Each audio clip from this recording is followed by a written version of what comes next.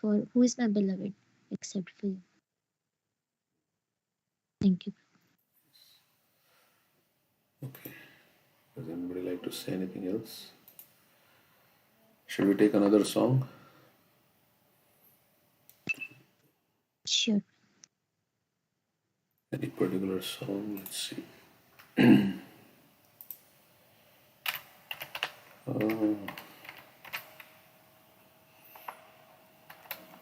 have not memorized Bhaju Raymond. Bhajapuram. We can take that.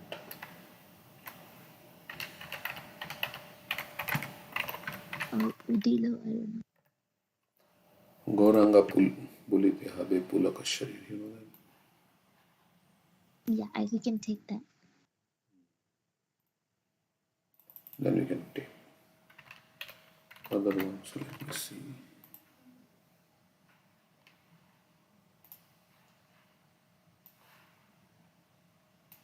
Share my screen.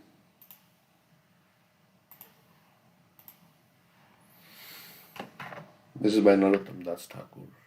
Also. So, yeah. Maybe I can sing a little bit. Gauranga বলিতে হবে পুলকা শরীরা হরি হরি বলিতে নয়নে বাবে Nira. So, he's saying, when will that day come, that moment come when my sharir, my body will tremble on chanting the name of Gauranga, and there'll be tears in my eyes when I say Hari Hari, okay, while chanting Hare Krishna.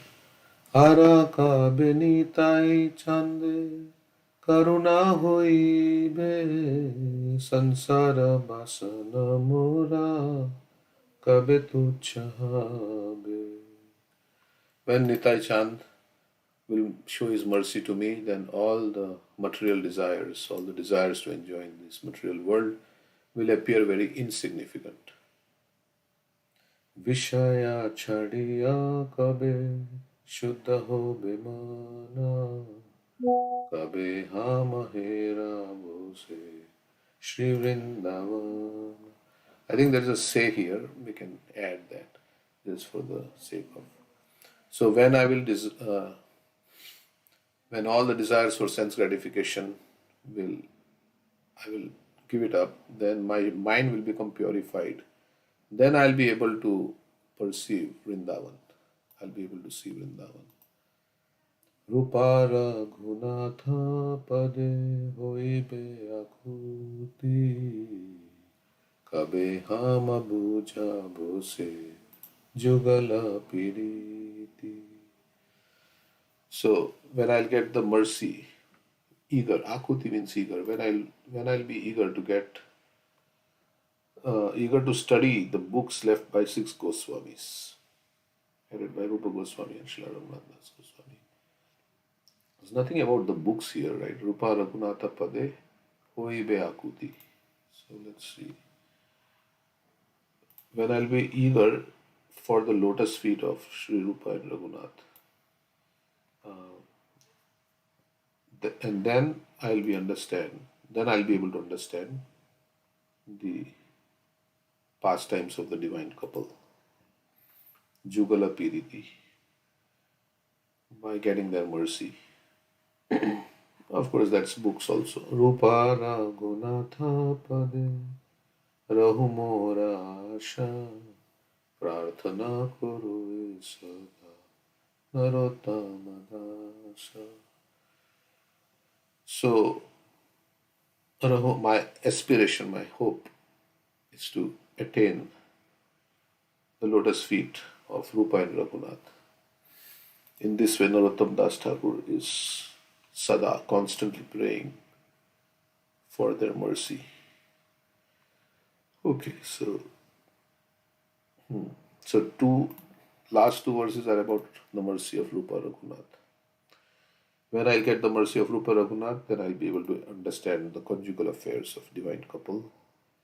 When I will get their mercy, my hope is to attain their mercy, and in this way, I always pray to be to attain the lotus feet. So one verse is about Nitai Chand's mercy.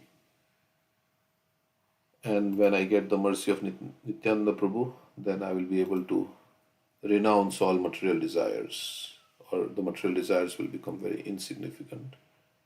When my desires for sense gratification will go away, then my mind will be purified, then I'll be able to perceive Vrindavan.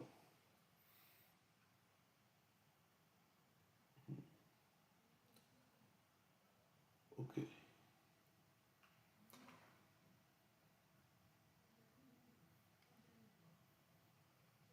And then the two verses about Rupa and Raghunath's mercy. So, okay. This is the song.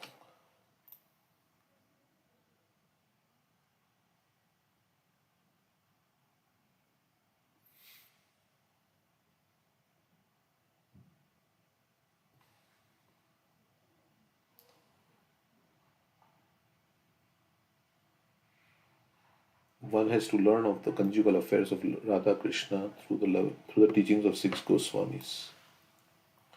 Narottam Das Thakur directs us to not to try to understand the conjugal love of Radha Krishna by our own endeavor. We should try to understand this Yugala Piriti, conjugal love under the direction of the Goswamis. As long as the mind is too much absorbed in materialistic thought, one cannot enter into the kingdom of Vrindavan.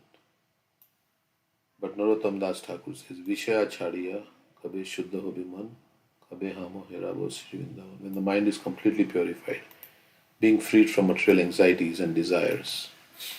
The anxiety is there because we have desire for material enjoyment. That's why there is anxiety. Then I shall be able to understand Vrindavan and the conjugal love of Radha and Krishna. Then my spiritual life will be successful. When there is no material desires, like that verse is there, Bhukti Mukti Siddhi Kami Sakala Shanta, Krishna Bhakta Nishkama Deva Shanta. You can become peaceful when there are no material desires. When there are no material desires, you are peaceful. And then you can focus on, your mind can be wrapped in attention in spiritual subject matter. So, okay. Anything else? Let's see what else Prabhupada says.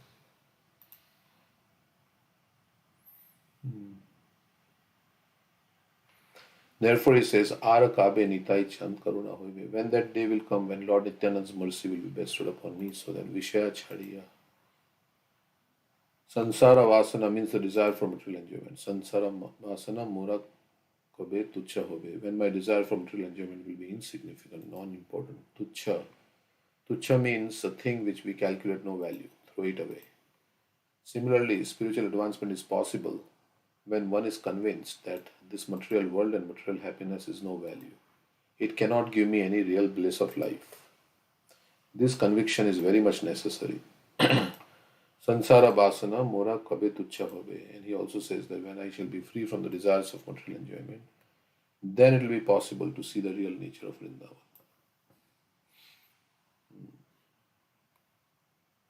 In other words, one cannot go to Vrindavan by force and live there and he will achieve that transcendental bliss. No.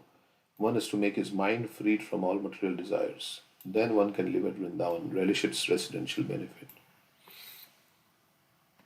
Okay.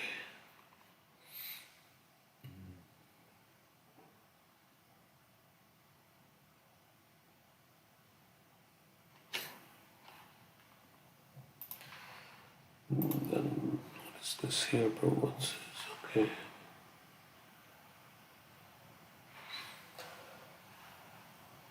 When Nityananda Prabhu, the constant associate of Lord Chaitanya, will be pleased upon me. Karuna hoi koribe. Karuna koribe means he'll be pleased upon me. Nityananda Prabhu or Nitai Chand is the original spiritual master. He's Baldev. Bala means strength and Deva, the personality of Godhead who gives strength. Therefore, Nitai Chand is the symbol of spiritual master who gives strength to the disciples. This is the process of disciplic succession. We have to acquire the spiritual strength. No amount of material strength can help me in the advancement of spiritual life. We must derive the spiritual strength. I mean, we because there are forces of the senses, and to resist those forces, you need strength. Somebody is pushing you, and you have to resist. Then you need strength. Then only you can resist somebody's pushing. Otherwise, you will get pushed over. If a strong person pushes you, then you will get pushed over if you don't have strength. But if you have strength, then you can resist the pushing. So that's the spiritual strength. No amount of material strength can help me. Just like you have to take electricity from the powerhouse by directly connecting with the powerhouse. Not the wiring, but the electricity. Similarly, this disciplic suction means the strength is descending from the original person through this, that is, through the spiritual master. This is the idea. Okay, so by the mercy of Nitai Chand, one will get free from all desires of material enjoyment.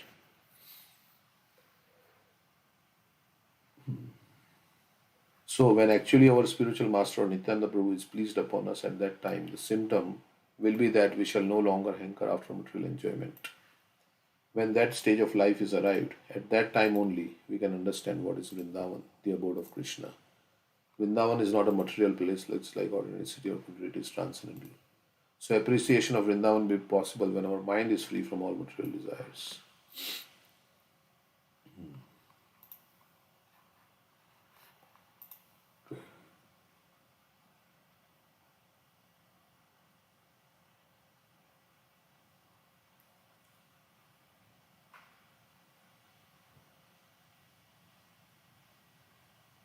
So at the present moment in material condition, it is not possible to understand. But this is the purificatory process. We have to chant Shri Krishna Chaitanya Prabhu Nityananda, Shri Advaita Gadadhar Srivasati Gaur Bhakta Vrinda, Hare Krishna Krishna Krishna Hare Hare, Hare Ram Ram Ram Hare Hare.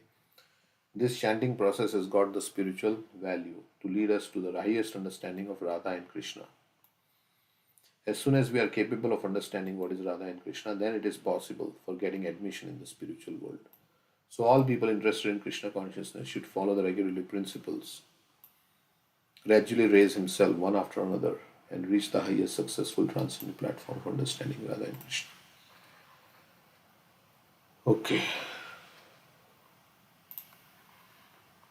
Any comments?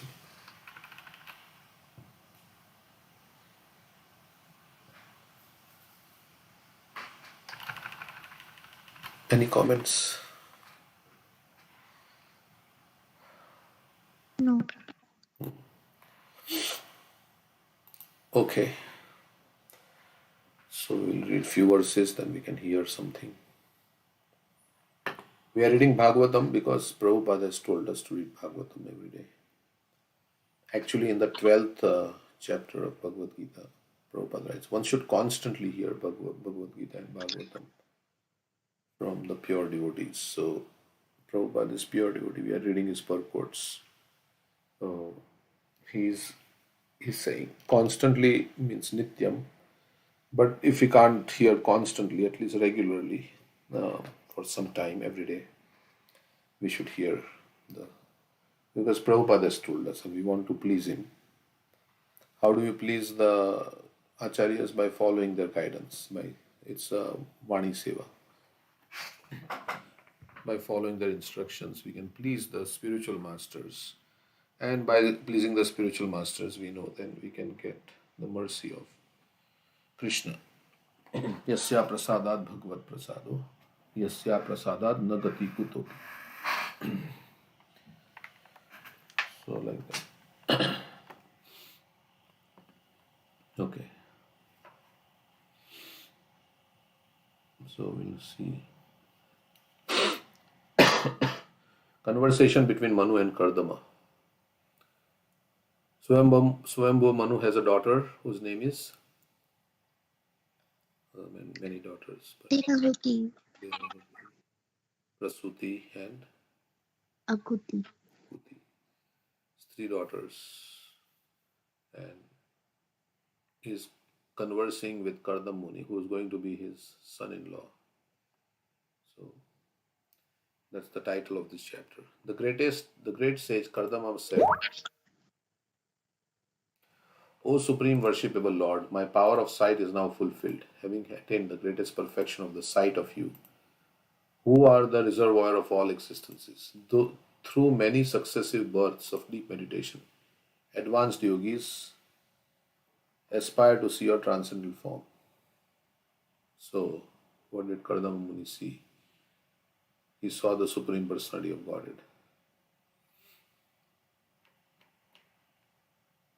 Face to face. So, Prabhupada says, I can see Krishna everywhere. Premanjana Churita Bhakti Vilochana. Those who have loved Sthavar Dekhi, Jangam Dekhi, that also was.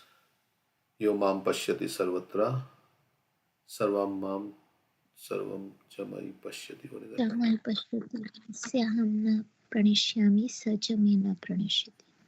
Who sees me everywhere, I'm never lost to him, nor is he ever lost to me.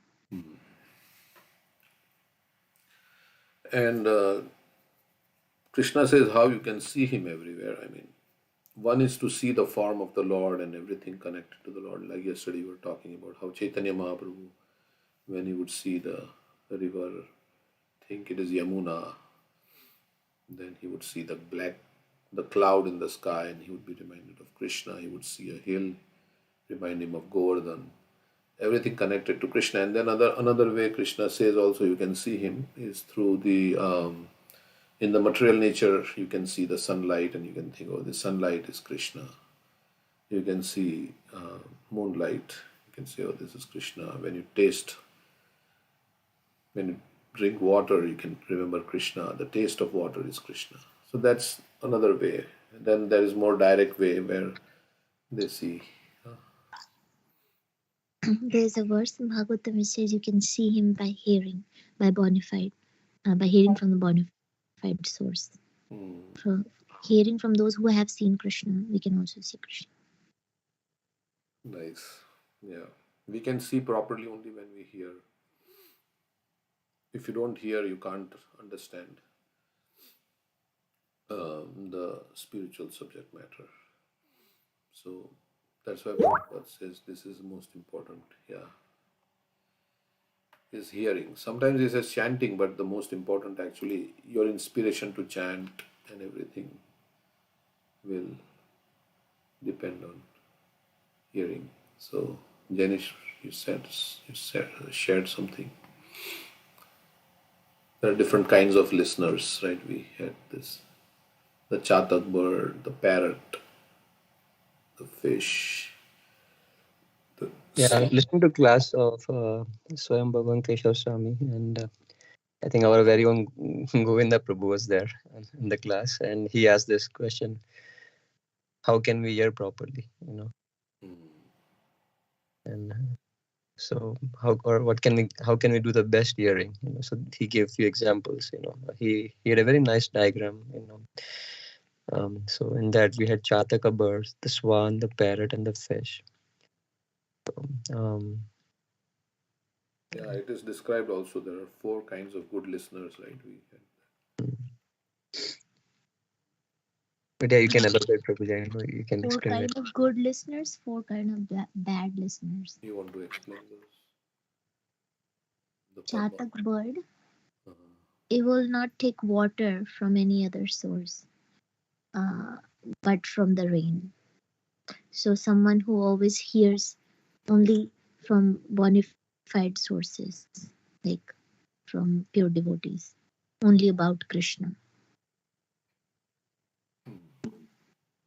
And then there's swan. Swan is able to separate milk from the mixture of water and milk. So we say we take the essence of the talk. The good listener takes the essence of the talk. He understands. Correct? Correct. Swan. And parrot repeats what it is taught. So the good listener, he's able to whatever he has heard from the speaker and the shastra, he's able to repeat to others. He's listening with rapt attention. And then fish, it does not blink its eyes. So the good listener is always focused and listen attentively. So then there are bad listeners also. Wolf. So It howls. the wolf, yeah, he howls, yeah. So someone who distracts others from listening, Harikatha. So that is a wolf. Barunda bird. It repeats instructions, but it does not follow the instructions. Hmm. And then the bull, he eats everything. So one who does not distinguish what is good to hear or not, and what is a proper source or not. So that bull. And camel, it rejects sweet mango leaves, but it eats bitter neem leaves. Means they hear about bad qualities of others or hear gossip and Correct. yeah. It is described here. This page, Chatak bird, swan, parrot, fish, wolf, burunda bird, bull, and camel. So these are. It's from Skanda Puran. The four kind. What kind of listeners I am. Okay.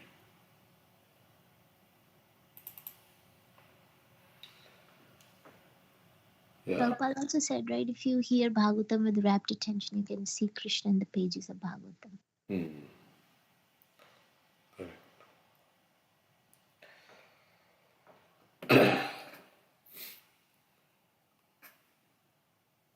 With Dhritarashtra was also hearing Bhagavad Gita, but yeah, he was not. What kind of maybe listener he is? Does he fall into one of this category?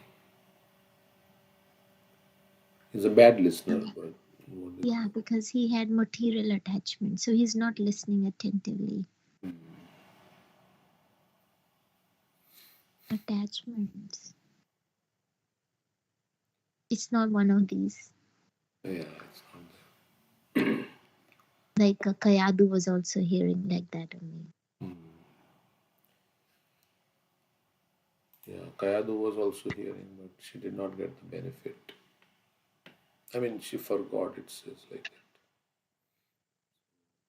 It didn't create any transformation in her. Yeah, and sometimes material desires are very strong, and also like Dhritarashtra, he had a very strong. So he was hearing, but he was not able to accept what was being spoken. So that's another, yeah. And then Prabhupada also says, like, who can hear Bhagavatam with rapt attention? No one can give rapt attention unless he's pure in mind. No one can be pure in mind unless he's pure in action. And no one is pure in action unless he's pure in eating, sleeping, fearing, and meeting. So eating means we have to eat only Krishna Prasadam if you want to, because you were saying, right, that if we eat food cooked by materialistic people, then it contaminates our consciousness. So eating, we have to be pure. Sleeping means, yeah, you have to sleep enough, don't oversleep. Pure in eating. Mating means only for the purpose of procreation. Mating is done. And defense means just have enough to keep your body and soul. Atyahar, don't engage in atyahar and try to, so like that. Basically, the four regulative principles you have to follow, and then only we can get the taste. Burunda bird is also like, he's repeating what he has heard, which is good thing, but he has no inclination to follow, or he's not following what. One is you can't follow, but you have inclination to follow. You accept and you say, yeah, I want to follow. But sometimes you just repeat, but it says, just as the Burunda bird that lives in the Himalayas tells everyone whatever it has heard without doing anything himself, one who repeats what he has heard to others but does not practice it himself is called a Burunda listener. So we may not be perfect, but we have a desire. We are not. In the Bhagavad Gita, Prabhupada writes, even one may not be able to execute the injunctions of the Lord, but he is not averse to following them. Then he becomes what? He is not resentful. Then he becomes free from the laws of karma.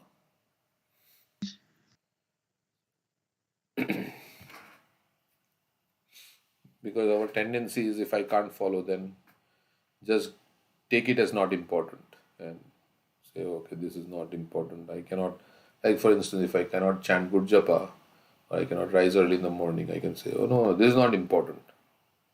This is not like you don't have to be. But, but we should say, I can't follow, but this is the ideal thing and I should strive to get to the ideal thing. I should have a desire, because if I don't even accept it, then I cannot even improve. So at least I should accept theoretically first that yes, this is the highest thing, this is ideal thing, and I should work my way to attaining that. Okay, so we want to become ultimately pure devotees. So pure devotees, so that we can make this birth our last. But who will decide if we are pure devotee or not? Krishna will decide, right? Krishna will Yes. say.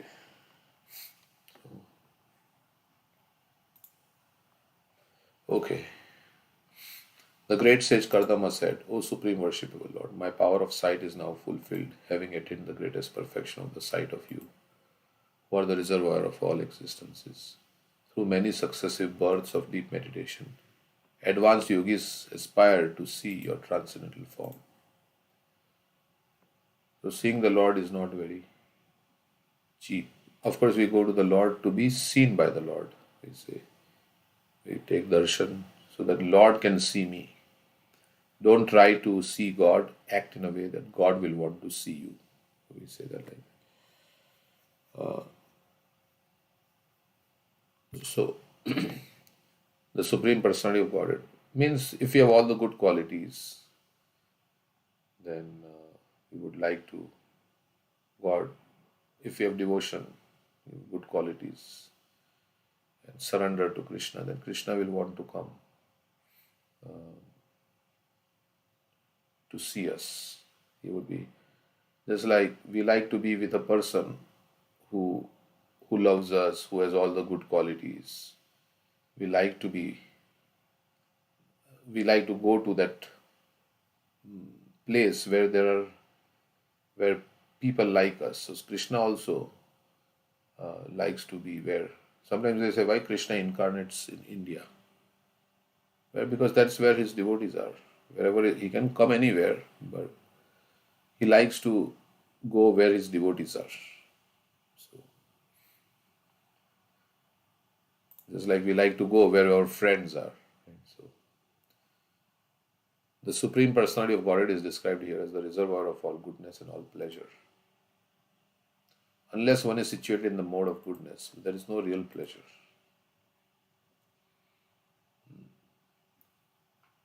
So mode of goodness and transcendental goodness, which is, when Prabhupada says here mode of goodness, it is actually transcendental goodness.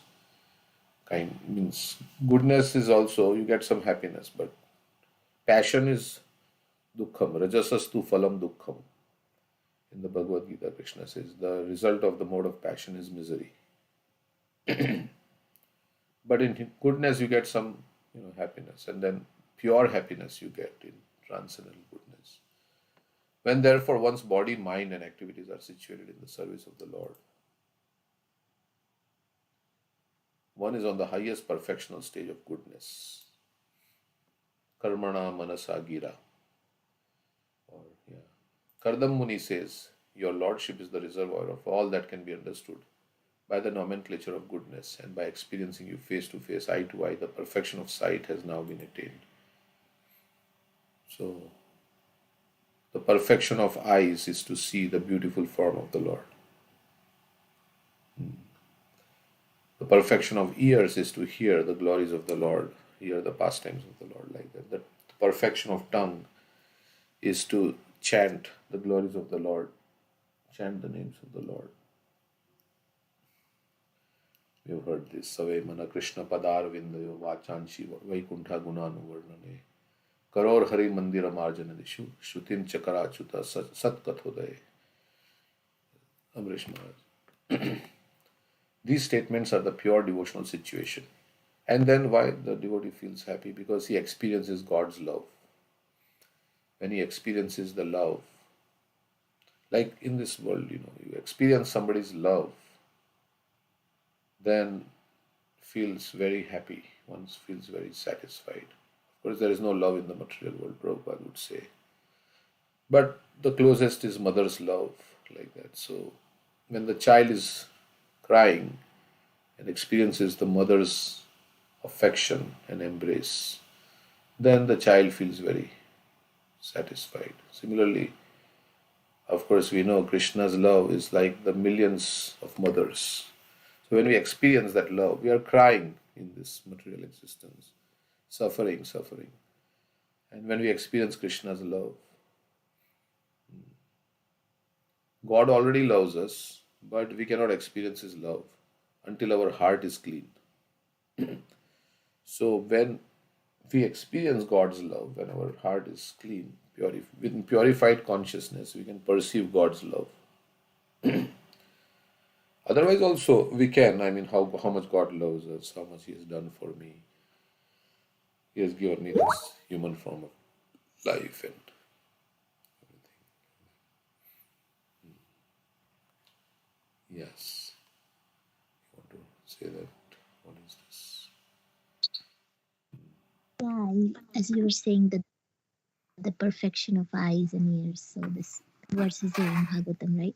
One who has not listened to the messages about the prowess and marvelous acts of the personality of Godhead, and has not sung or chanted loudly the worthy songs about the Lord, is to be considered to possess ear holes like the holes of snakes, and a tongue like the tongue of a frog.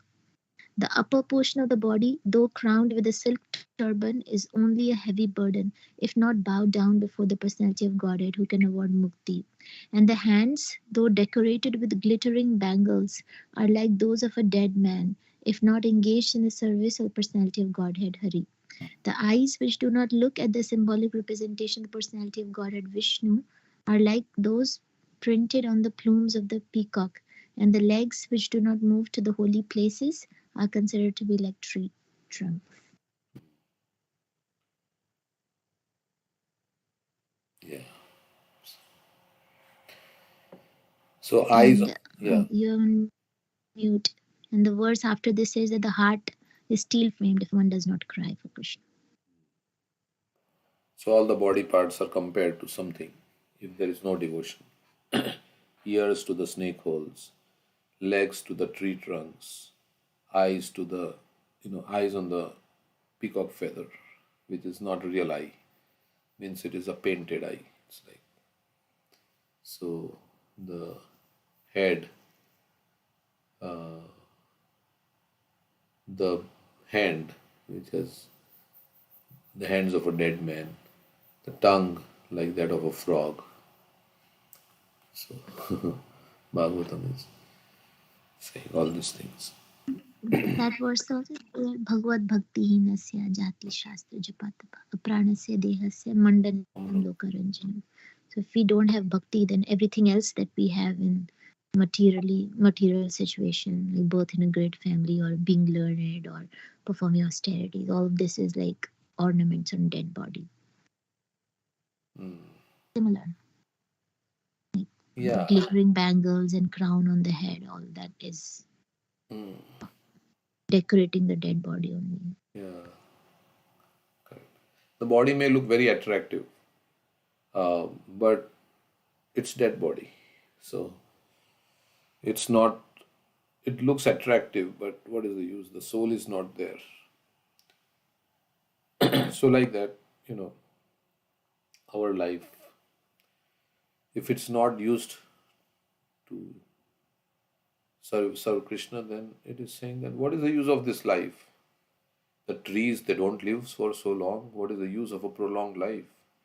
Living so many years. In the Bhagavatam, there is another verse like that. Trees are living so long, but what is the use of living so long? when you don't have any devotion to Krishna. Better one moment in full consciousness. Better a little time of pure devotion than a prolonged life without any devotion. Because in that small, time, then you're marching towards your ultimate goal of life, is to get out of the cycle of birth and death, go back to Godhead. Like Prabhupada was saying that we have to be convinced that there is no happiness in the material world. Then only can you pursue spiritual life. This is very important. He said that in that song. So we are suffering in this material existence, and there is no happiness. There's some happiness. I mean, there is obviously when we eat nice things, we feel very happy, but it should be offered to Krishna. So then it's good. But otherwise, Yesterday, huh? yesterday's class also Prabhuji was saying, unless you are, you realize you are fully frustrated in this material world, you won't be able to taste Yeah. spiritual. I mean, Prabhupada says like that you can't take up spiritual life very seriously. Because like Dhritarashtra, he could not hear Bhagavad Gita. Why? Because he had other things on the mind. So he could not hear Bhagavad Gita. So he heard, but he didn't hear. Like Pashyanapi na pashyati. Seeing, but you don't see. Like that. So hearing, but not hearing. Because there are so many other things. But then, of course, then what is the solution? If we are not pure, then what is the solution? Then the solution is to hear. Is to hear and desire to give up those things that are not favorable for bhakti, and pray to Krishna for spiritual strength. Again, Nityananda Prabhu gives spiritual strength. Because on our own, we can't follow all these things. It's very difficult. So we have to hear. By hearing, we'll become more convinced. More convinced, more convinced. The intellect becomes more convinced. And then seeing the world situation, seeing others. And then we will decide one day that yes, no, done. I just want to surrender to Krishna. I'm done. I don't want any name, fame. I don't want anything. I just want to serve Krishna. That's Anyabhilashita Shunyam. Like that, one day you come to that stage. I'm done with this. Like that. Okay, so that's like Prabhupada says, you can surrender in a moment when you have that realization.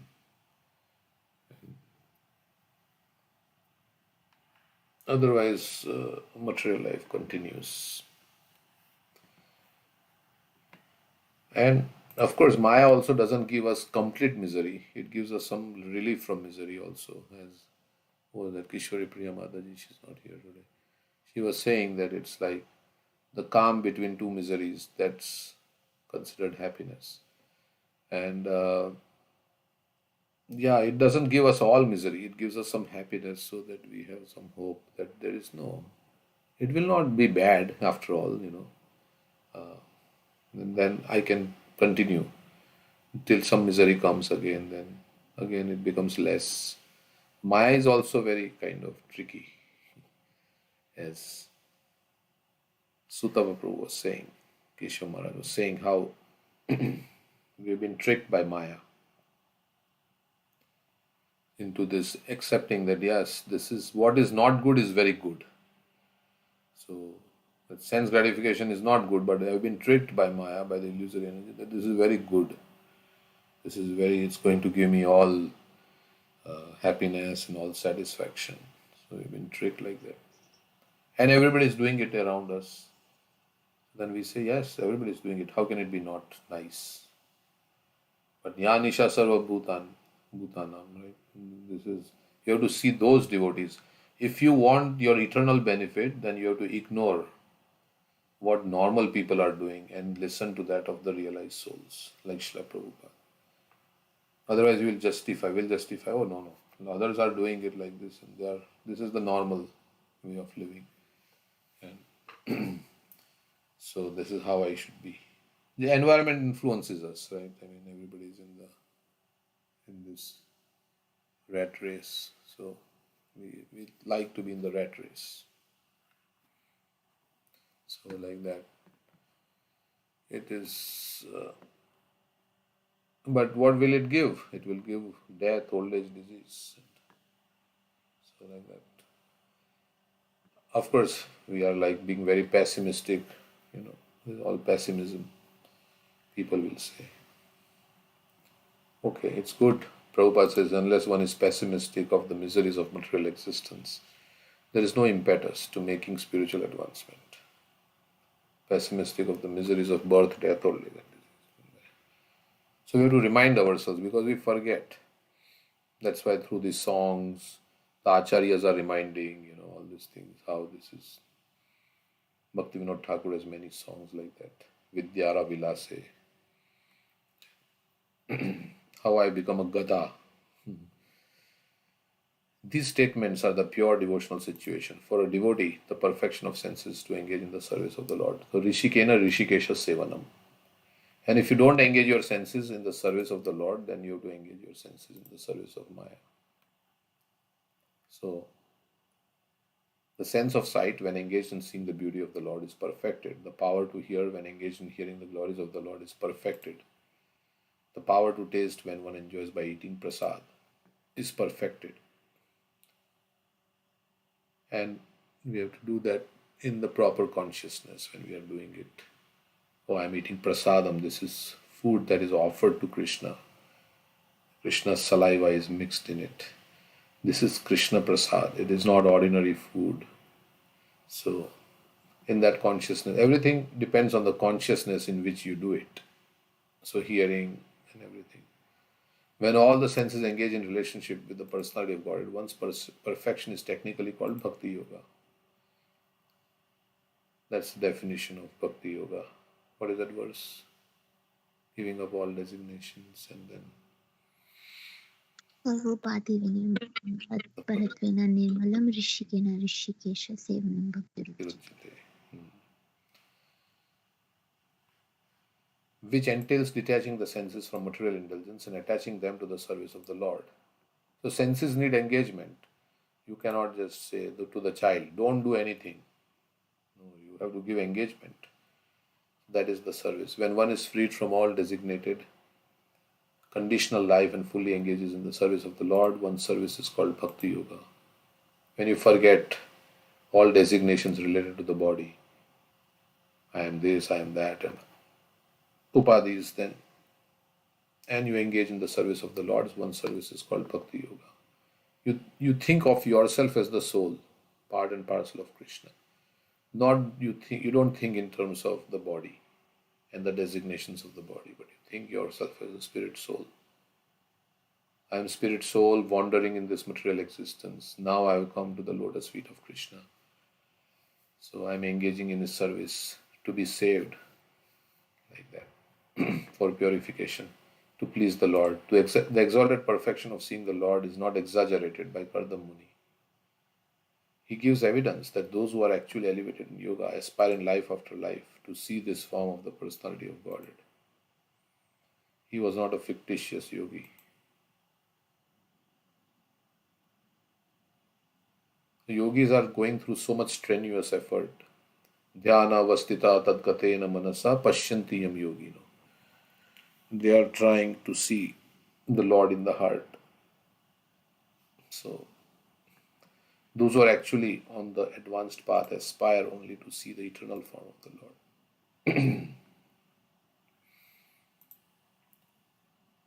Okay. But seeing also, you have to have pure heart. We say Duryodhana also saw the Lord, but he could not get the benefit of seeing the Lord. So, ultimately, it's consciousness.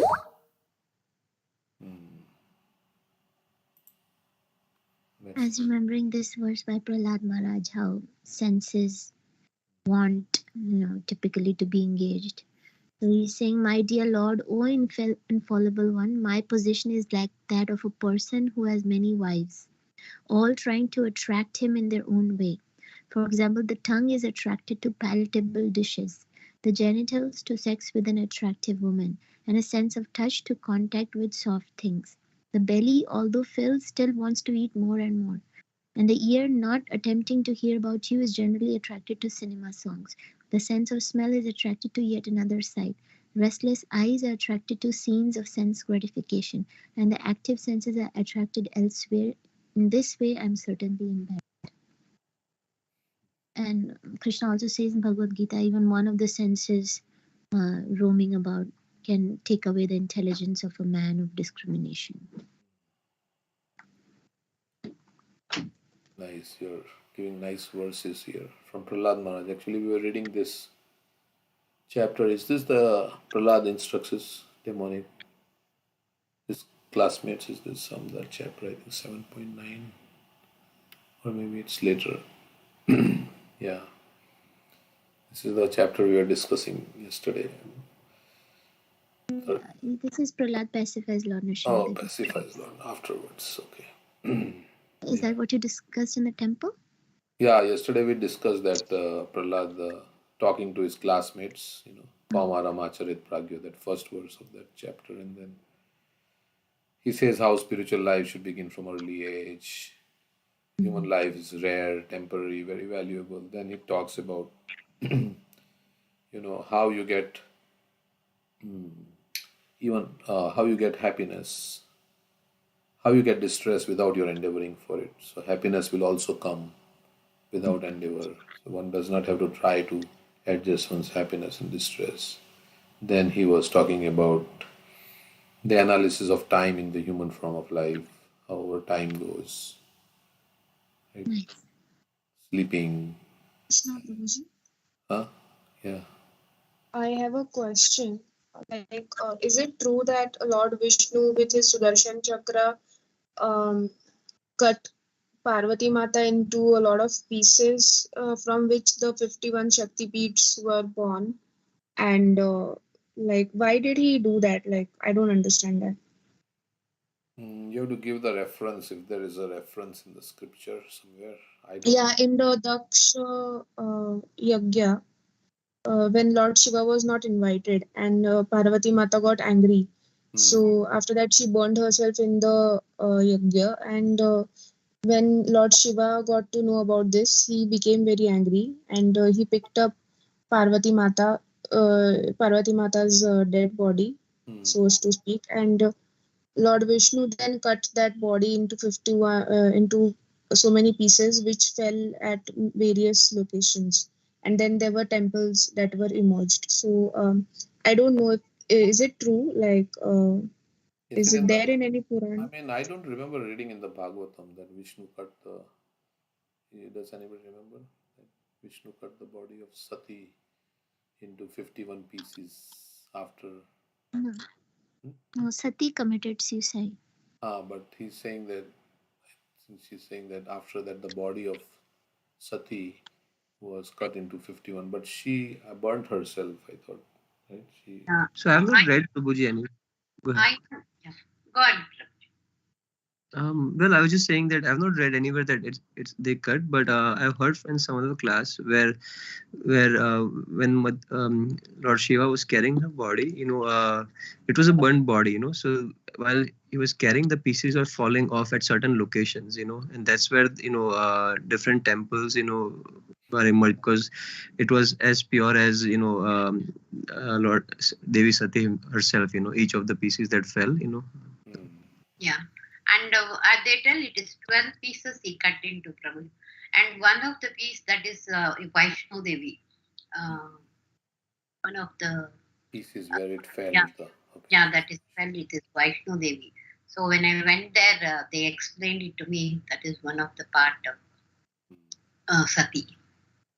It's not there in the Bhagavatam, but maybe in some other scripture. Yeah, it is not part of Bhagavatam at all.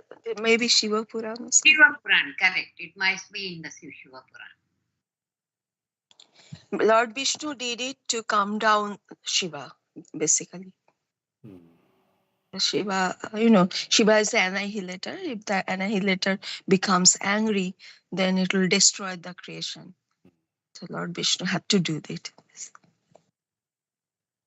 Thank you. Okay. Next verse we'll read.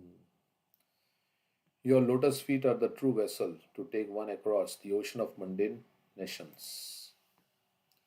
So Kardam Muni is glorifying the Lord and he's saying that Padara Vindam Bhava Sindhu Potam. Potam is the boat and Bhava Sindhu is this material existence. So your lotus feet are the boat. Like that, what is other words we memorized? That is the boat. I mean, Samashritaya Pada Palaplavam. Mahat Padam Punyesha Murari Bhavam Buddhirvatsa Padam Param Padam Padam Padam Yadvipadam Nantesha. That has the boat. There are many others.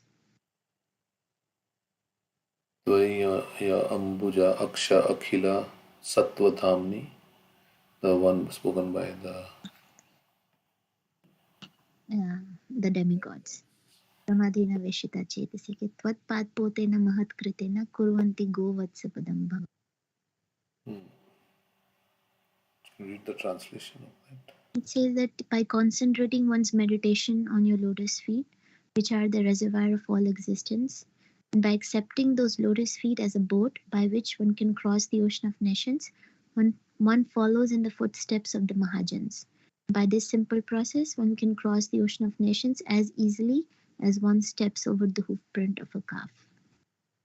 Okay. Yeah. Even in our Guru Puja we say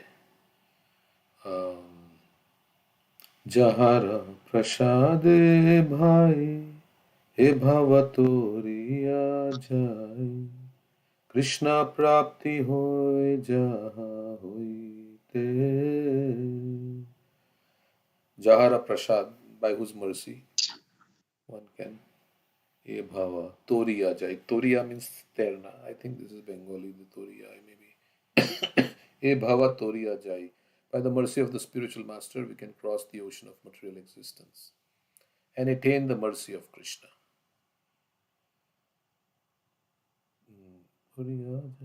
Krishna Prapti Hoy Jaha Hoite.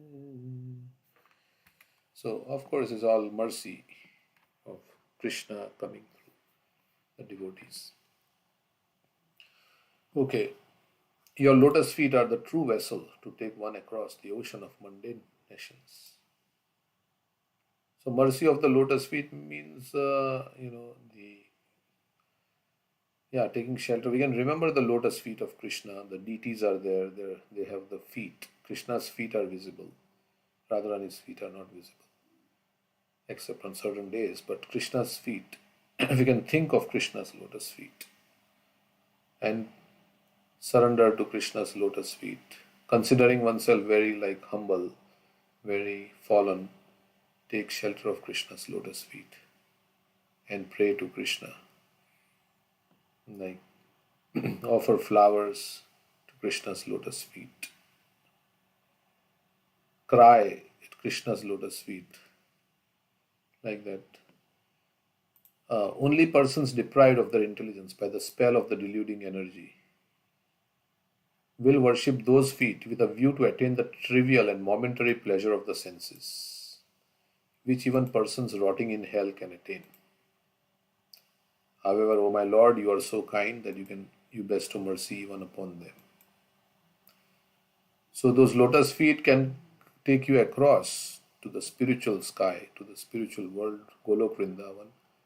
But those who are bewildered by the illusory energy, they worship the lotus feet to attain some material benefits, which even in hellish, in lower planetary systems, they attain.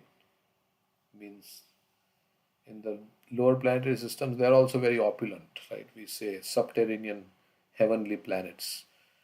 They are also very opulent, but they are demoniac people living there. So we should not worship Krishna, but Krishna is so kind that even if somebody worships him for material desires, he bestows mercy upon them. So that's what it says.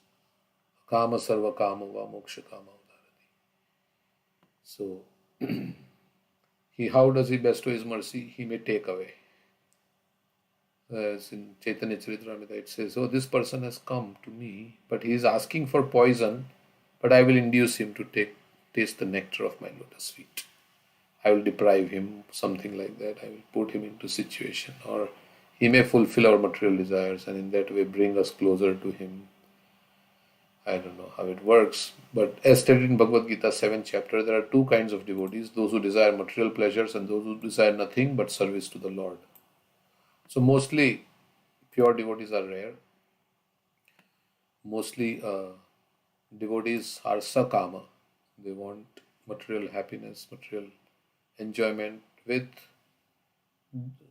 devotion. That's the demigods. The demigods are sakama bhaktas. Material pleasures can be attained even by hogs and dogs, whose condition of life is hellish. That means eating, mating, sleeping, defending. When a dog mates or hog mates, it's the same pleasure as what the human beings derive. The hog also eats. Of course, its food is different, but it is deriving the same pleasure as when we eat gulab jamun. The hog is eating stool. So it is also feeling like the stool is gulab jamun, and it is having so much happiness in that.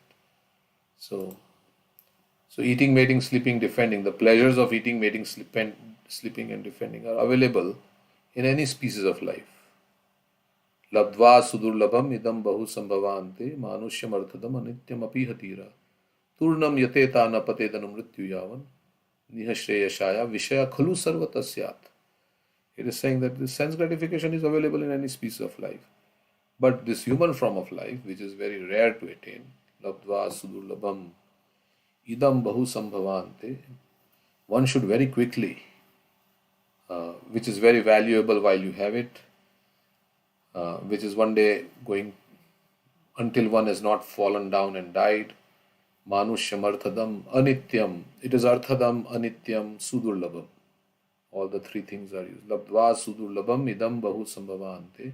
After many, many births and deaths, you have gone through so much struggle in this material existence, and then come to human form of life very rarely, and then it is very arthadam, like same like kaumaram acharit pragyo dharman bhagvataniha durlabham manusham janmad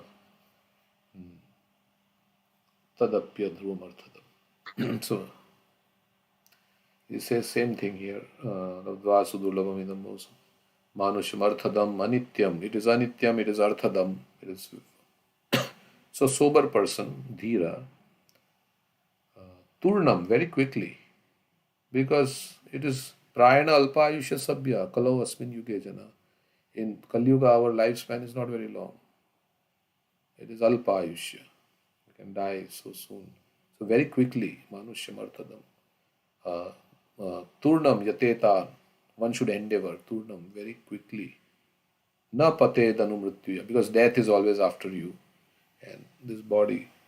So one should very quickly endeavor for the perfection of life. Because it says, and try for the ultimate benefit. Nihashreya vishaya khalu sarvatasyat. The sense gratification is available everywhere. So, of course, our body is there. We need sense gratification in conditions. So we have to just a little bit, like salt, as much is needed, and that also has to be dovetailed in Krishna's service. Like nice eating you want, and okay, offer it to Krishna.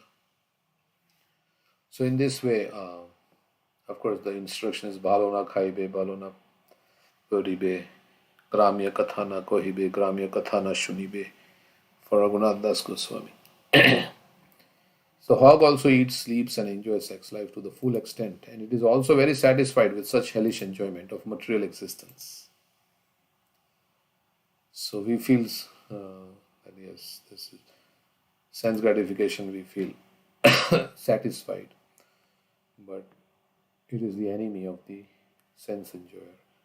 Modern yogis advise that because one has senses, one must enjoy to the fullest extent like cats and dogs. Yet one can go on and practice yoga. So they are saying, yeah, you can practice yoga, it doesn't matter. You can keep enjoying, but you can practice yoga. This is condemned here by Kardama Muni. He says that such material pleasures are available for cats and dogs in a hellish condition. The Lord is so kind, and they can do it much more nicely than us. Like elephant can eat so much, the pigeons can, have fulfillment of their lusty desires so many times a day, like that. So the Lord is so kind that if so-called yogis are satisfied by hellish pleasures, He can give them facilities to attain all material pleasures they desire, but they cannot attain the perfectional stage attained by Kardama Muni. But they cannot go back home, back to Godhead. They can get whatever the pleasures they want, but they can't go. Hellish and demonic persons do not actually know what is the ultimate attainment in perfection, and therefore they think that sense gratification is the highest goal of life. So they don't know what is actually the benefit. Nate vidu swartha gatim hi Vishnu. They don't know what happiness awaits them in becoming a pure devotee. So, because not knowing that happiness that one gets in pure devotional service, Sandrandananda Visheshatma, it is condensed bliss, not experiencing that happiness, then they are settling for this lower happiness. And therefore they think sense gratification is the highest goal of life. Because happiness in sense gratification comes instantly, whereas spiritual happiness comes with patience, with following the principles, after some endeavor. So Preya and Shreya. So Preya means immediate, it's immediately very gratifying. So that's why we fall in for that trap, because it's immediate. We feel like, oh, it's giving me immediate happiness, whereas spiritual happiness has not come about and it's going to take some time. So we may not be so attracted to be patient to experience. So we settle for the, like sometimes you are lazy to cook, then you just take some frozen food gotten from the Indian store, right, which was made like 1 year back, and you put it in the microwave and eat it. Why? Like frozen dhokla or whatever, frozen khaman, frozen roti, because you don't want to put the endeavor of making it fresh. So you just use that frozen thing because you want instant gratification, instant dhokla. Instant dhokla. So you just take it as frozen, put it in the microwave, heat it, in 2 minutes it's ready to eat. And it tastes also good, but it may not be good for your health. It tastes good also.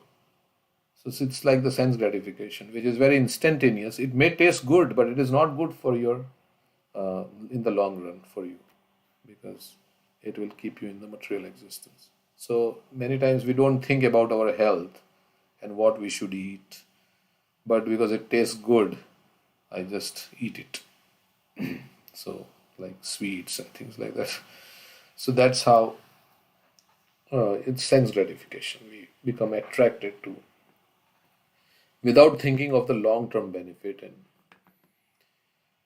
so that's that verse, right? Vishyandre samyogadi attadagre amritapam pariname vishyamiva tat sukham rajasam smritam. Happiness derived from contact of senses with the sense objects. It's like nectar in the beginning and poison at the end.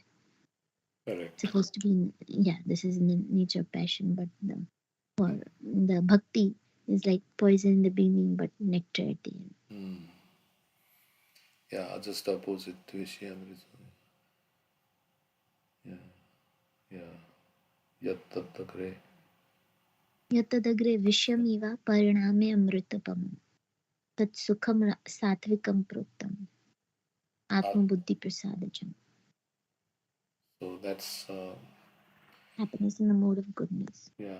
So if somebody says, okay, you should rise early and chant japa, oh, that's very, very, very painful, very not very nice.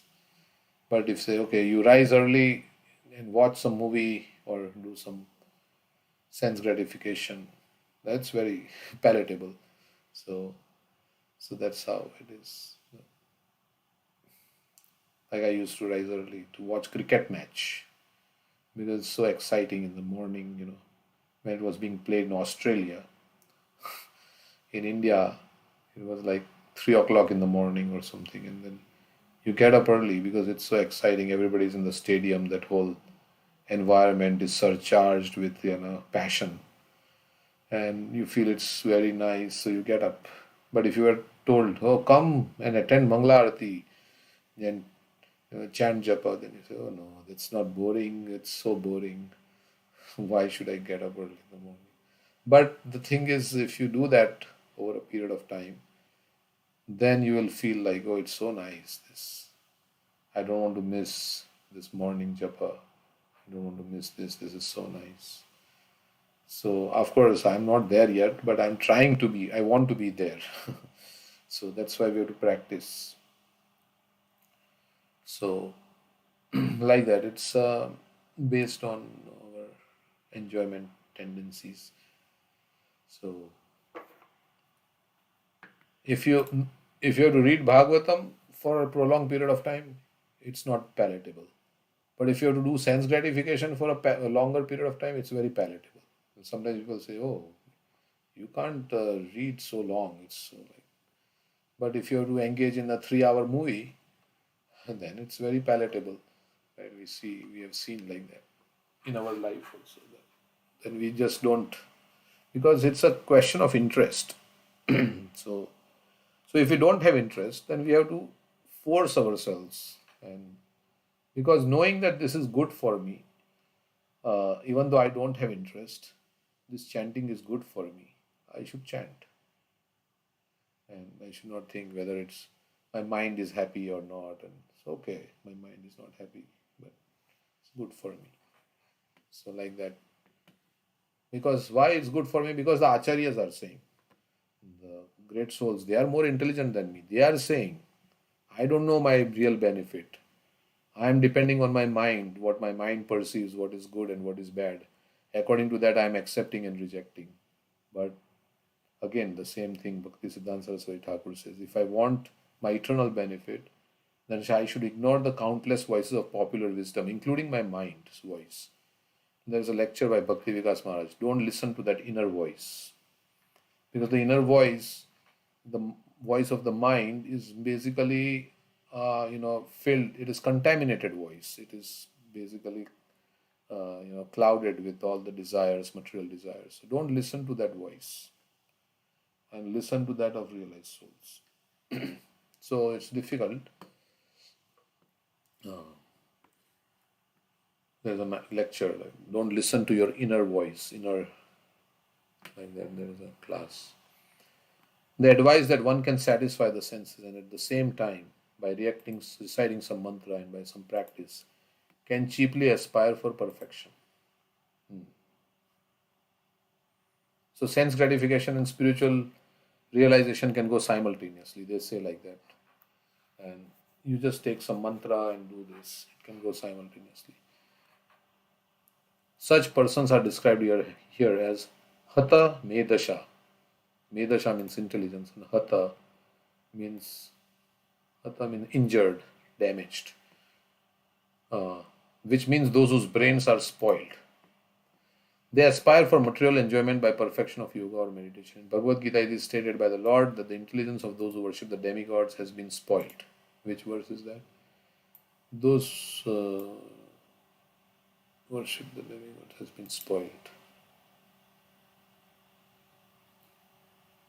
Intelligence of those who worship. Huh? How does it start? That also, and then another one is Alpamedasham, that verse. Antavattu phalam tesham tad bhavatya alpamedasham. Devan deva yajo yanti mad bhakta yanti mamapi. Why it is considered they are Alpamedasham, those who worship the demigods? Because they are aspiring for something in this world. Temporary result. Correct.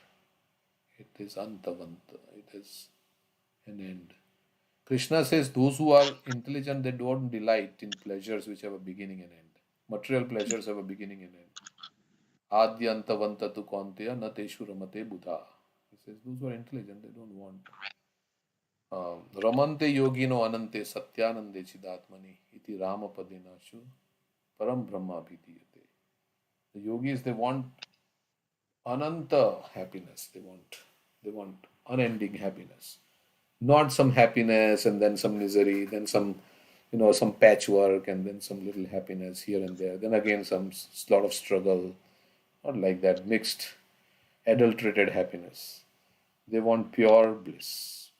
So, Raman, and we can get that, when we realize who we are, Brahma Bhuta Prasannatma, and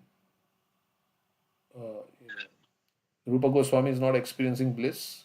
He has given up his opulence in Ramkeli, where he was staying in opulence, and he's not experiencing bliss in Vrindavan. He's experiencing the utmost bliss. Kopi bhava rasamritabdi lahari kallol magna muhu. Oh, they are experiencing so much. Parpati. So if Rupa Goswami can experience bliss, I can also experience bliss, provided I follow the path given by Rupa Goswami. Nectar of instruction, right? It's Updeshamrita. If he can experience bliss, it's not like he's saying that I can only experience bliss, nobody else can. No, it's a repeatable.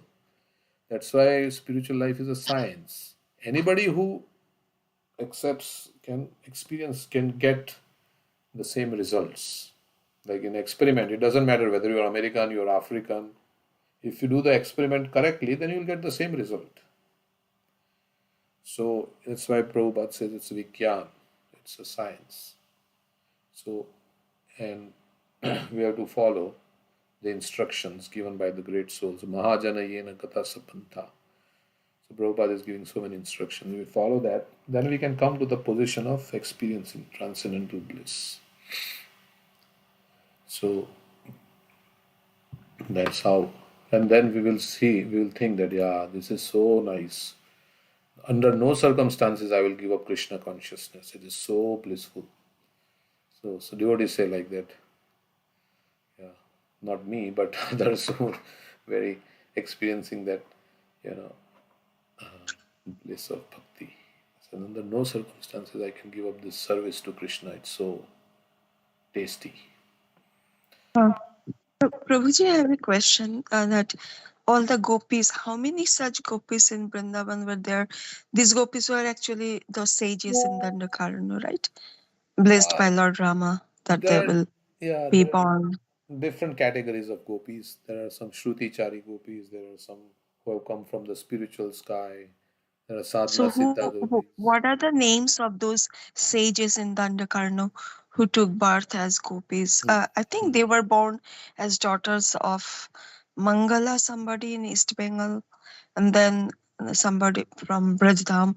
Somebody came that Nandiraja has big, the Goshala, and he can take care of your daughters. So he took away all the daughters from Mangala. That's why I was reading yesterday the story. These all gopis are basically those sages in Dandakaranya.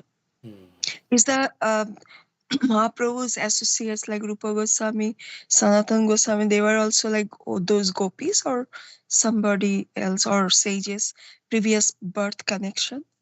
Who are Sanatan Rupa Goswami? Sanatan Rupa Goswami is simple. They were accountant, right, in the kingdom of Shah, the Mughal. And then they suddenly changed, right? Yeah, but their That's why we know. Their swarup in the spiritual world is what? Rupa Manjari. Manjaris. Manjari, they are Manjaris. Not gopis, okay. Not gopis. And Lavanga Manjari, right? Sanatan Goswami. Lavanga Manjari. Rupa Manjari. Rupa Manjari is the head, right? Yeah. Although that's why we are called Rupa Nugas in this. So, Rupa Manjari is the head. It says that in Garga Samhita, Sri Narada Muni explains the story of the gopis that had been sages, a sacred story that removes all sins and increases one's love for Lord Krishna. In East Bengal, there lived a noble-hearted, learned and wealthy Gopa named Mangala. He was the master of 900,000 cows. He had 5,000 wives. One day, all his wealth was destroyed by fate. Some of his cows were stolen by thieves, and the rest were forcibly taken away by the king. Now, a pauper, Mangala was filled with sorrow. The sages of Dandakaranya, who by Lord Ramchandra's blessings were destined to become gopis, became the daughters of Mangala. When he saw his many daughters, Mangala Gopa became filled with sorrow. Miserable in his poverty and tormented by headaches and diseases, Mangala spoke. Sri Mangala said, "What shall I do? Where shall I go? Who will take care of my sufferings? Now I have no wealth, no opulence, no dynasty, and no strength. How will my daughters marry if I have no wealth? If even the next meal is uncertain, where is the hope to gain wealth? Now that I am suddenly poor, how will I make my daughters happy by marrying them to wealthy and powerful kings?" As Mongala was thinking in this way, a Gopa from Mathura district came to his home. From an elderly pilgrim named Jaya, who was the wisest of the wise, Mongala had heard of the fabulous wealth of King Nanda. After some thought, the pauper Mongala sent his beautiful-eyed daughters to King Nanda's circle. In King Nanda's home, the girls, now decorated with jewels, milked the cows in the barns, gazing at handsome Sri Krishna and remembering their previous birth. The girls daily worshipped Yamuna to attain Krishna. Kartik month, we all know that story. One day, the large-eyed and dark-complexioned goddess Yamuna appeared before them and offered to give them benediction. They said, "May Sri Krishna, the son of Braja's king, become our husband." Yamuna replied, "So be it." So these gopis used to know that they're the sages in the previous birth. How many such gopis were there? Uh, the sages basically in Dandakarana. How many? I don't know exactly the number, but Yeah, but there were millions of gopis in the Ras Leela. last Leela there were. Yeah. Okay, Okay, thank you for sharing. Which scripture is this from? If you are reading, if it says somewhere where it's from, then maybe you can share. it's said in Garga Samhita. Garga Samhita. Okay. Okay. Yeah. So many different connections. In Bhagavatam, it says like there are different categories of gopis. They're not all the sages only. There are some from the spiritual world, right? Shruti-chari gopis, Rishi-chari gopis. Some are daughters of the demigods. Also, some when Lord Ram was getting married, some girls were there, right? And they saw, they wanted to also marry. Oh, okay. Not Ayodhya, Mithila. Mithila. Ayodhya, yeah. Rajkumari gopis are Janak Mithila gopis.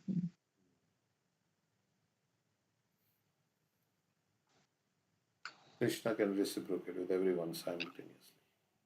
You just need to desire, and Krishna will fulfill. There is a Orissa woman from Orissa. I don't know if you have met her. Now she is old lady, lives in Vrindavan, but that's why she happened to her. She was in her 40s, and then suddenly, in her own language, that भगवान में इतना मन लग गया कि संसार कैसे करूं. So she left house and she walked 1500 kilometers from Jagannath Puri to Vrindavan to meet her, to be in Vrindavan with Radharaman. And in her language, Radharaman, Shakshat Bhagavan. She was repeating that word so many times. And she sings Astapadi, she sings Gapi Geet. Now she is 75 years old. We can I'm sure she's one of those gopis, definitely, who left everything and walked 1500 kilometers from Puri to Vrindavan. we could have met her this time in Vrindavan. I don't know if you told us. Vijaya Lakshmi Mata, but I don't know she will start, but she is old now. Yeah, so Radharaman temple. She lives near Radharaman temple. yeah, many exalted devotees in Vrindavan. So they have come from so many different places. We don't know sometimes. They're not so famous. We don't know. Yeah, exactly. But devotion there. Amit Hare wanted to. Krishna Prabhu. Hare Krishna Prabhu. Ah. Prabhuji, right now, like when Bhakti Siddhanta Saraswati Thakur was there, so are there still bhajananandis, or there are no bhajananandis these days?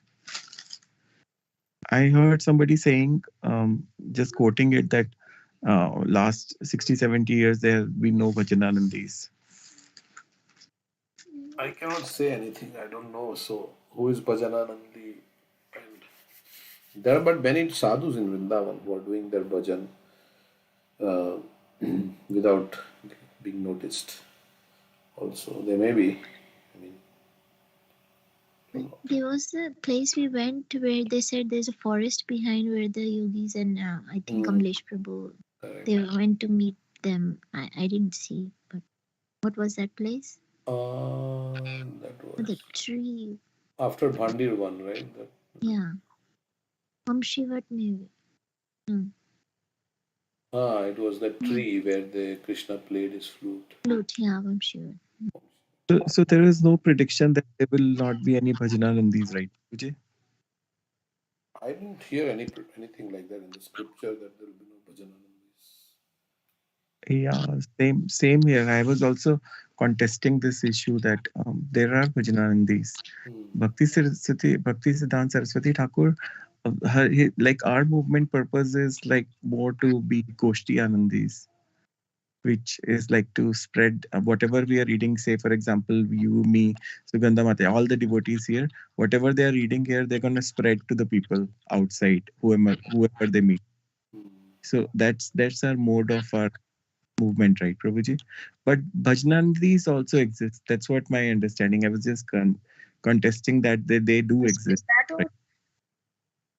Is that a term given to the devotees who are absorbed in the singing praises of the Lord? So bhajanandis are atmarams. They are self-satisfied. They will just come in go to a small room. They'll do chanting day and night, 24/7. They will remember Krishna's name throughout, and we are also supposed to remember the same. But our bhajan is like we are distributing books, or we are doing service, or we are doing preaching. That is our bhajan kriya. Okay, so these bhajananandis you will find in Pandharpur, Dehu, Alandi, all the places where Shri Vithal's devotees or Shri Vitthal temple is there. You will find such bhajananandis. Yeah, the true sense of bhajananandi is not just external, it is an internal consciousness. Like they are continuously, every second of their time, they are remembering Krishna. Yeah, they have their sitar in the hand and they keep singing about Krishna. Yeah. And that's what I'm saying. It's not external, it's internal. Bhajan is happening constantly, like constant remembrance. Probably there was a statement, right? A true Goshti Anandi is first a Bhajananandi. Yeah, I was also thinking of the same statement. A true Agostya Bhakti Siddhanta Saraswati Thakur said. So Bhajananandi means they are doing devotional service. They're absorbed in devotional service, but they are not preaching it to others. That's basically what it means. They may be chanting loudly, whatever, but I mean they're doing japa. They are not giving it to others. Like they are not actively preaching. They are not sharing it with others. That's a bhajanandi. But a Goshtyanandi is a true Goshtyanandi is a bhajanandi who preaches. So he said like that. Goshtyanandi means they will do bhajan also. It's not like they will not do their own sadhana, but they are also interested in giving the knowledge to others. It's not only for their own benefit. Like Prabhupada was, he was in Radha Damodar temple. He was absorbed. But then he left Vrindavan and he came to outside when he would go to Delhi and he would distribute the Back to Godhead magazine like that. So that's because the understanding is that if you got something nice, why not share it with others? There are people, everybody may not accept it, But there are people who are looking who want to accept, so why not share with others? So that's the idea. He was basically obeying his Guruji's instruction, right? His Guru's instruction. So Gaur Kishore Das Babaji, we say, who was Guru of Prabhupada's Guru. He was a Bhajananandi. He would not even go to Calcutta. So that's the capital of Maya. I will not go there. But Bhaktisiddhanta Saraswati But Thakur. he was in Tripura's courtyard, right? The Tripura king of Tripura, so-called. Where he used to That's compose. Bhaktisiddhanta. Bhaktisiddhanta Saraswati Thakur used to, I think, preach or the king of Tripura. Yeah, Agartala, Tripura's, yeah. That's Bhaktisiddhanta Saraswati. I'm talking about Gaur Kishore Das Babaji, who was the guru of Bhaktisiddhanta Saraswati Thakur. So he would not go. But Bhaktisiddhanta Saraswati, he preached. So, of course, he said, it's all the mercy of my Guru Maharaj that I am able to do this. So, and in the Bhagavad Gita, Krishna says also, right, one who explains this. Lord Chaitanya says, Yare dekho tare kaho Krishna updesh. Amar agyai, on my order, you become a guru and deliver everybody. Means you give this message to others. Yare dekho tare kaho Krishna updesh. Whoever you meet, give them Krishna updesh. Not your own updesh, but Krishna updesh. Yeah, even Haridas Thakur, who would chant 192 rounds, Sanatan Goswami says, right? Apane acharya ke na kare prachar, prachar kare na kare. That you are the topmost devotee because you're not only properly behaving but also preaching message. Yeah, you do both achar and prachar. Some people do achar but they don't do prachar. Some people do prachar but they don't do achar. But you do both achar and prachar. So, yeah. Prabhuji, people who go for early morning Sankirtan, they also do. This is kind of prachar also, right? Yeah, Sankirtan, when you go out Harinam, then you want, it's like trying to make people hear the holy name. So that's, yeah, that's one of the main activity of the Lord Chaitanya. He would rise early in the morning and then we have that song. Udilo aruna puraba bhage, Dvijamani gora mani jage, Bhakat samuha loiya sathe, Gelo nagar braje. Bhakt Samu, he takes all his devotees with him and then he's going to the Nagar. Because ultimately Krishna is in anxiety. He's like feeling that, oh, why all these conditioned souls are suffering in this material world. So much going through birth, death, old age disease, all kinds of struggle. No father likes to see. And the father wants their child, they want to see their child more and more happy.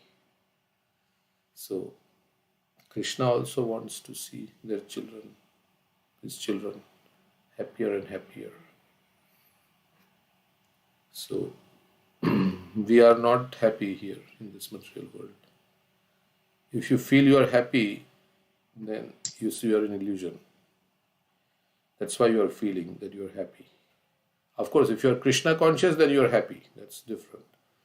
Yeah, in the material world also you can be happy if you are Krishna. But if you feel happy otherwise, then it's illusion. It's illusion. Because it's not going to last and it's like a dream. The dream you can be king and you can have so many things. It's like, if you take this perspective that this material life is like a dream, then you'll not take it very seriously. My whole identification with this body is a dream. Of course, I'm saying it theoretically, but this whole situation is like a dream. Night dream lasts for only 7, 8 hours or 6 hours or 4 hours. This dream lasts for 60, 70 years, for a whole lifetime. We are in this dream. We are thinking, yes, I am this body and this is mine and this I belong to this nation, this is my family, this is my assets. So unless you wake up from this dream, you cannot realize the actual reality. We are all dreaming. So in dream also we get happiness, right? We feel we are the king and we are enjoying and we don't like the dream to end. But every dream has to end because you have to wake up. So death will come. Death is like waking up from the dream. Because at that point, as Bhakti Tirth Maharaj says, death strips away everything illusory or false. It's like the onion. You start peeling the layers of the onion one by one. So death makes you real naked. Just you are the spirit soul. All the designations are stripped off at that time. Whatever designation you think you are, I'm man, I'm woman, I'm this, I'm that, it's all stripped off. You as spirit soul have to go. So it is like that. Material life is like a dream. Correct? So, what do you say? Any comments? It's not like a dream? Yes, Prabhu. When we have the knowledge, so as in the darkness, right, we can mistake a rope to be a snake and become fearful. And in the broad daylight, we'll see things clearly. We become fearful, not knowing that it's a dream. And we become happy, as you're saying, sometimes like a king or a tiger chasing us.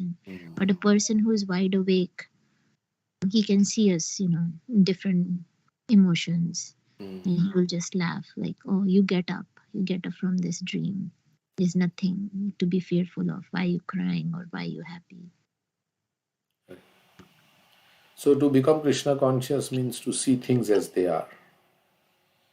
In its pristine, exists in its pure form, everything as it is really.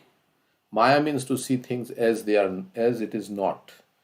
But coming to Krishna consciousness means to see things as I am not this body, I am the soul. That's why Prabhupada says many lectures is like the same thing. I am not the body, you are the soul. But have we realized it? How much we have realized it? That's the thing.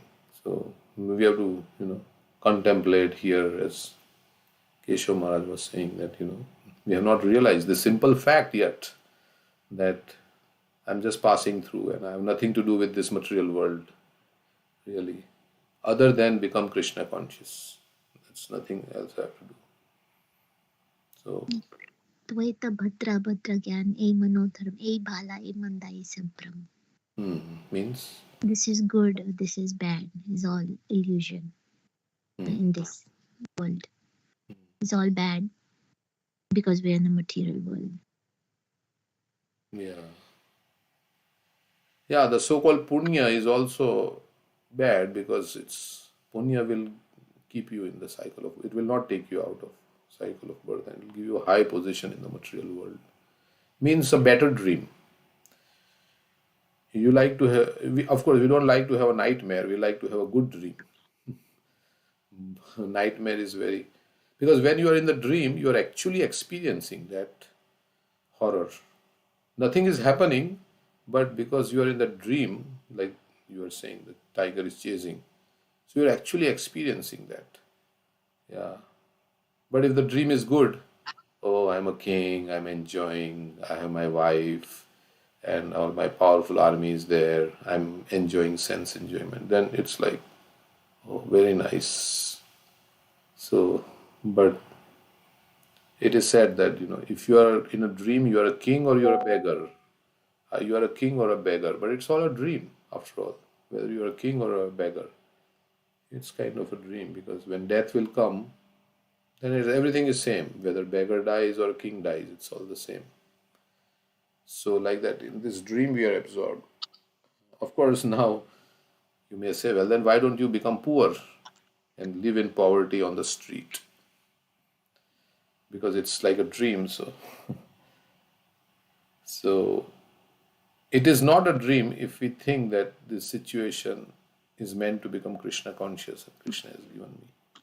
Yeah, the rate situation. अर्थम यत् प्रतीयता न प्रतीयता च तद Yeah, Atmana. तद्विद्यात् आत्मनो मायं यथा भासयति means everything is maya if you want to use it for your own enjoyment, but everything is real if you use everything for Krishna's enjoyment. Yes, so Pranir Artha Dhiya Vacha. Yesterday we were talking about this verse. Etavat Janma Safalyam Dehinamiha Dehishu. Pranir Artha Dhiya Vacha Shreya Acharanam Sada. Krishna says one should make one's life successful by working for the welfare of others with his prana. Means we should do good to others with one's life, one's wealth, one's intelligence, and with one's words. We should work for the good of others and for our own good in that way also. Means help others become devotees of the Lord. Pranirartha Dhyavacha. With that, so many people have dedicated their life to preaching, and they are very dear to the Lord. To blaspheme the devotees who have dedicated their life for propagating the holy name of the Lord, that's the first offense. So, you blaspheme such devotees who have dedicated their whole life in preaching Krishna consciousness. They are very dear to the Lord, those who are preaching Krishna consciousness without any ulterior motive, without any desire for name, fame, and just to give Krishna to others. So that's very, they are pure hearted. Any service, I mean, it's okay, but Prabhupada says sometimes in one purport, he says, preaching is the best service. The Lord will be very satisfied with the devotee who preaches because he is rescuing, he is giving Krishna to others in the form of Prabhupada's books and things like that. So, anyhow, so we'll finish this purport. Actually, the intelligent practitioner of yoga, anybody else like to say anything? Okay. Actually, the intelligent practitioner of yoga should aspire for nothing else but to cross over the ocean of nations by worshipping the personality of Godhead and to see the lotus feet of the Lord.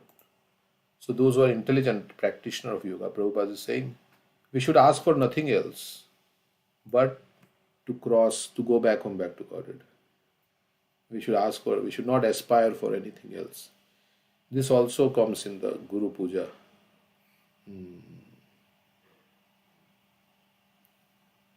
Guru Mukha Padma Vakya Chitte Kori. Okay. और ना करिए माने आशा. Guru Mukha Padma Vakya Chitete Koriya Kya Arana Koriyo Mane Asha.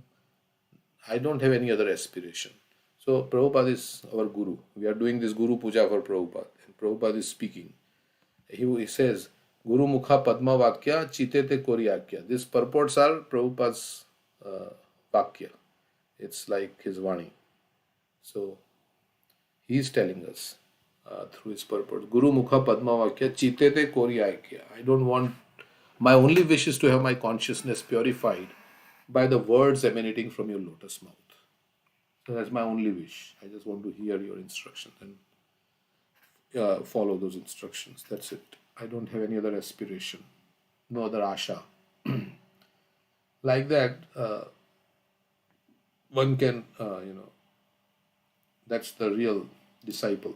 The Lord is so kind, however, that even today, persons whose brain substance is spoiled. Yesterday, Rukmini Krishna Prabhu was saying, because we want to be swatantra, that's why we don't accept the instructions. Or that he was saying, right?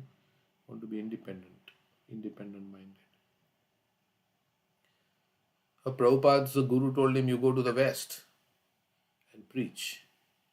So if he was thinking, well, that's an instruction, but it's not like, I can't do it, and it's not like that. Maybe he meant it, but it's not. Then again he wrote a letter to Bhaktisiddhanta Saraswati Thakur just before his departure, and again he gave the same instruction. The letter reply came, Prabhupada said, and he got the same instruction that write books, print books, like that. The Lord is so kind, however, that even today, whose brain substance is spoiled are given the benediction to become cats, dogs, or hogs and enjoy material happiness from sex life and sense gratification. Lord confirms this benediction in Bhagavad Gita. Whatever a person aspires to receive from me, I offer him as he desires. Krishna is like desire tree. You go to desire tree and say, I want this. Krishna says, okay, here it is. I want to enjoy like this. Krishna says, okay, here is a body. You can enjoy like that. So, whatever you aspire, and if you're a devotee and you aspire, then Krishna will give. But we have to see what we are aspiring for. Or he may not give. That's also there. But Prabhupada says, whatever a person aspires to receive from me, I offer him as he desires. We wanted to be independent of him. So Krishna created this huge material world. So, to fulfill our desire. Not because he wanted it, but yeah. What verse is this referencing? Yatha mam prapadyate. Oh, yeah. Tathaiva bhajami ham. There it's kind of surrender as you surrender, but in another way you can say, as you approach me with whatever. By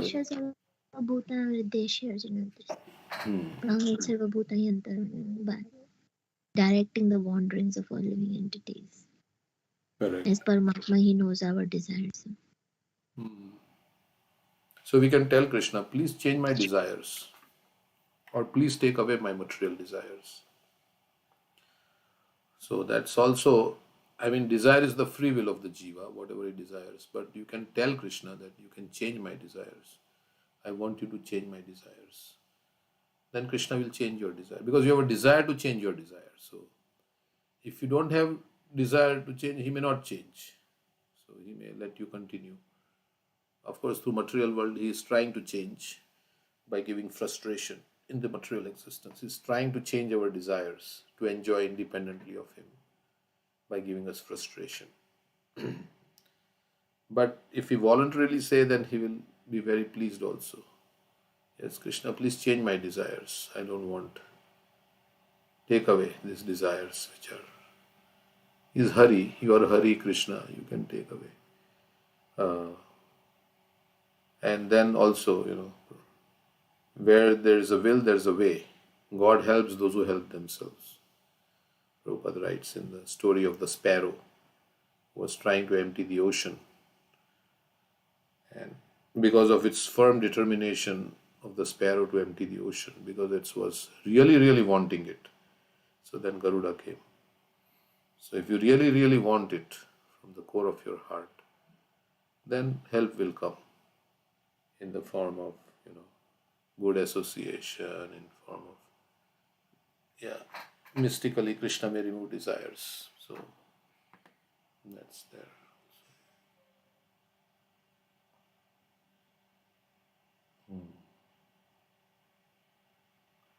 We'll continue with this next verse.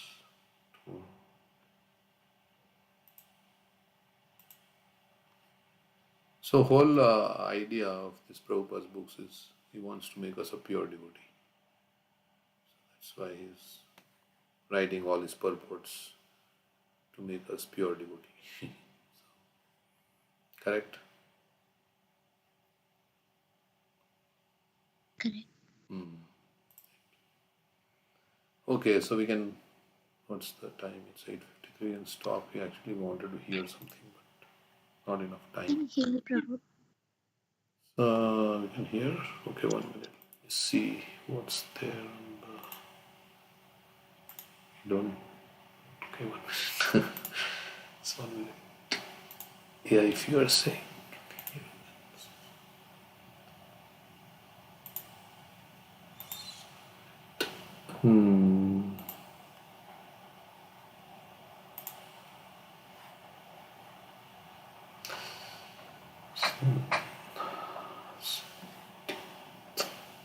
Today is 17th Friday.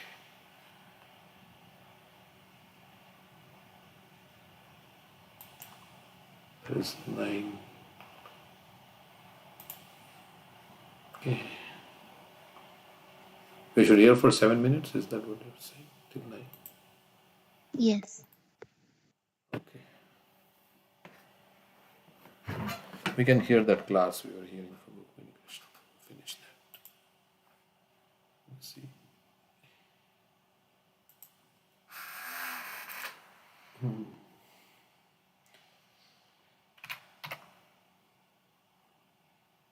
Let's see.